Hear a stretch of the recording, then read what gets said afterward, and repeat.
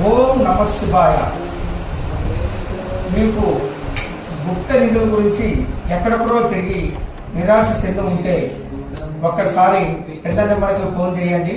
అన్ని విషయాలు అన్ని ద్వారాగా తెలుసుకొని మీరు ఆ ప్రయత్నం చేస్తే ఖచ్చితంగా మీకు ఫలితం అనేది దొరుకుతుంది.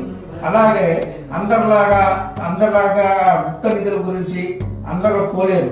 కొన్ని నిబంధనలు అనేది రాజుల కాలంలో, దేవుడి కాలంలో కొన్ని నిబంధనలు, మంత్రాలు, కట్టుబాట్లతోటి దాంట్లో పెడతారు భూమిలో.